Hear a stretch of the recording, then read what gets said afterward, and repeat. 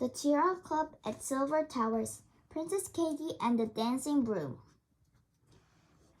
Hello, and how are you? Thank you so much for being at Silver Towers with us. Oh, you don't know who we are, don't you? I'm Princess Katie, and I share the Silver Rose Room with the princesses Charlotte, Alice, Emily, Daisy, and Sophia. We are all trying really hard to win our silver slashes, but it's hard work getting tiara points, especially when those horrible twins are around. Chapter 1. Gorilla darling, could you ask Daisy to pass the marmalade? Nobody here has any manners, even though they're supposed to be princesses. We were sitting having our breakfast, and as usual, the twins were showing off. Princess Diamond was so near the marmalade she could easily have reached it herself. I looked at Daisy, and she was staring at her plate. She didn't seem to have hurt Diamond at all. Alice leaned across the table and thumped the jar down right under Diamond's nose. "Your marmalade, Your Majesty," she said. "Sorry to have troubled you, I'm sure," Diamond said in a steery voice and tipped Alice half the jar onto her toast. Sophia was sitting next to Daisy, and she noticed how quiet she was, too. "Are you all right?" she asked Daisy. Daisy shook her head. At once, we all cluttered round her, asking what was wrong. Daisy is so lovely, and she's so kind. None of us wanted her to be unhappy. "It's the school outing," Daisy said, and she sounded very wobbly. "I don't want to go. I'm scared." "What outing?" I asked.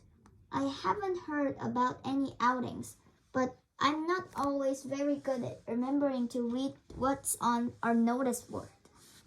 I certainly hadn't that morning. I'd only just been time for breakfast.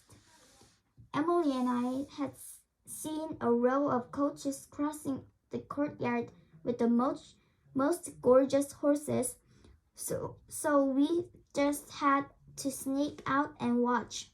And then the bell has rung and we zoomed back in. "Oh dear," said a loud voice behind me. "You mean you haven't heard that we are going to meet a witch?" Gorilla sneered.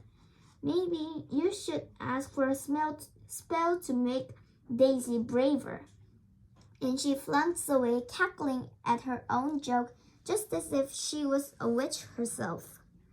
I ignored her and grabbed Charlotte. "Are we really going to meet a witch?" Charlotte nodded, her eyes shining. "It was on the board this morning. Fairy Angora's taking us. We're going to spend the afternoon with Witch Windlespin and hear about good magic." Exactly that moment, Crown Prince Dandino bounded into the breakfast hall, followed by Lady Albina, the school secretary. Prince Dandino's in charge of arranging outings and excursions, and he was looking so excited, but Lady Albina was looking very gloom. Alice chuckled in my ear. "My big sis told me Lady Albina hates trips out," she whispered. "She thinks we'll all get lost." "Now, my dear young princesses," Prince Dandino said, "we have such a very special treat for you today. As you may know, Queen Samantha Joy thinks it is a very good thing for you to how other people live their lives." He stopped for a second to give Lady Albina such a superior look.